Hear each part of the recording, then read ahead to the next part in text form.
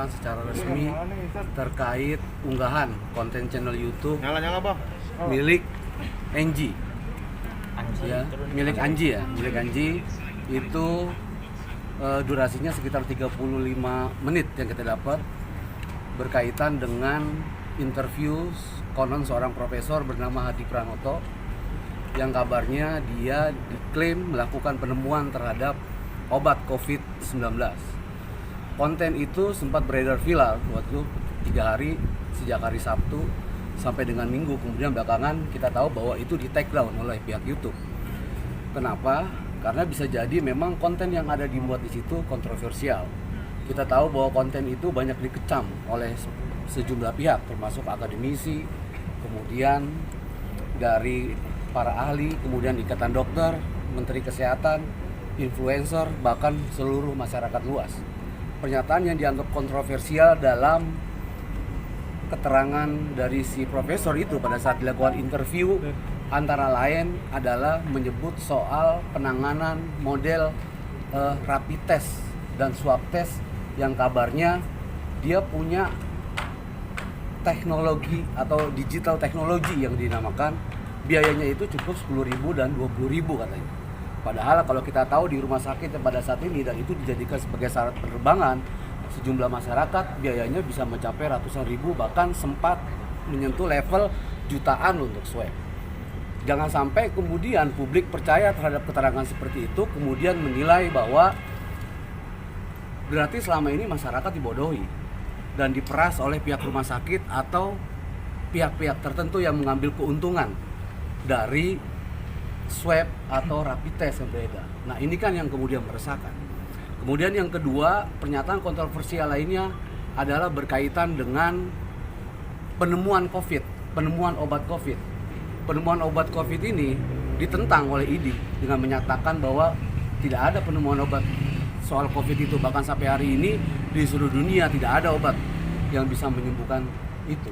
Tetapi kalau kita melihat si profesor ini mengatakan di dalam interviewnya begitu memastikan bahwa dia bisa menyembuhkan dengan korban yang sudah disembuhkan bahkan sehat segala macam, dan pada saat closing statement dilakukan oleh Anji terkesan bahwa ada upaya penggiringan opini publik, dia sudah meminum itu, badannya sehat, bahkan kemudian sambil secara terbuka terang-terangan melakukan salaman. Nah, ini kan kontraproduktif sebetulnya dengan apa yang kemudian disampaikan oleh pemerintah tentang jaga jarak, social distancing dan sebagainya.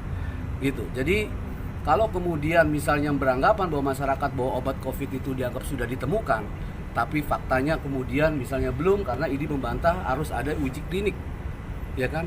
Jadi si profesor ini harus dicari, harus diberikan keterangan. Kalau kemudian ternyata benar ini adalah sebuah penemuan, itu harus diapresiasi. Tapi kalau kemudian ini ternyata sebuah berita bohong, hanya motifnya untuk menaikkan konten gitu, atau ada keuntungan komersil di media sosial, ya ini kan yang kemudian sangat menyesatkan.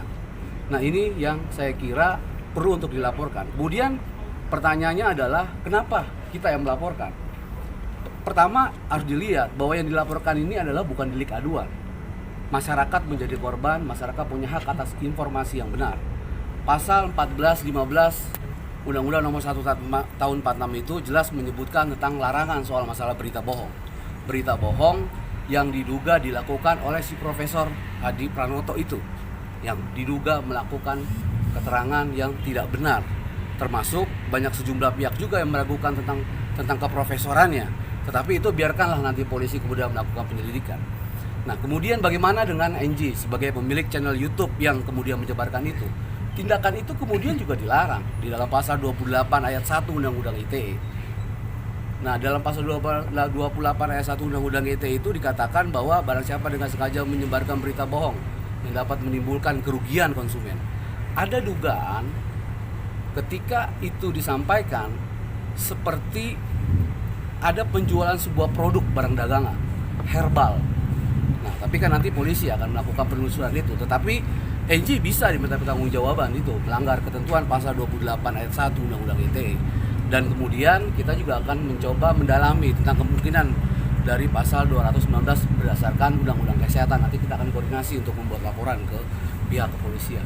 Bang, berarti yang dilaporin 2 orang, Bang? Jadi yang dilaporkan siapa aja Bang yang dilaporkan? ya, yang kita laporkan 2 orang. Pertama adalah Angie sebagai pemilik akun itu, Angie sebagai pemilik akun yang menyebarkan itu, dan kemudian Hadi Pranoto itu yang menjadi narasumber dalam interview. Laporannya Begitu. Pasal yang dilaporkan Bang? Iya, pasal yang dilaporkan pertama adalah untuk Hadi Pranoto itu kita akan kenakan dia dengan pasal 14-15 Undang-Undang Nomor 1 Tahun 46 tentang larangan menyebarkan berita bohong. Nanti itu akan diuji keterangan dia. Betul gak bahwa dia katanya juga menganggap dirinya sebagai ilmuwan, salah satu ilmuwan dari 4 ilmuwan yang tim medis di dunia yang berhasil menemukan COVID itu. Ini kan harus diuji. Nanti kan ID diminta keterangan, akademisi juga akan diminta pendapatnya dan sebagainya dalam pemeriksaan itu. Kemudian yang kedua telapornya adalah Angie. Angie bagaimana? Ya karena dia menyebarkan melalui akun YouTube itu larangan soal masalah berita bohong yang diduga di situ kontennya sebetulnya ada menyangkut masalah perlindungan konsumen, menjual herbal, barang dagangan, walaupun dia tidak sebut itu, tetapi nanti ini akan menjadi penelitian dari pihak kepolisian untuk dilakukan pendalaman. Bisa saja jadi minta pertanggungjawaban karena dia juga orang yang mengundang sebagai narasumber itu. Tetapi kita akan serahkan sepenuhnya kepada pihak kepolisian untuk dilakukan penanganan secara profesional dalam perkara itu. Tapi ini sangat berbahaya dan sebagaimana dikatakan oleh yang lainnya, ID dan akademisi lainnya, ini memang harus ditindak tegas. Nah, seperti itu. Oke, gue laporan dulu ya. Hah? Gitu. Oke ya. Sorry bang, kita dari anak news belum dapat.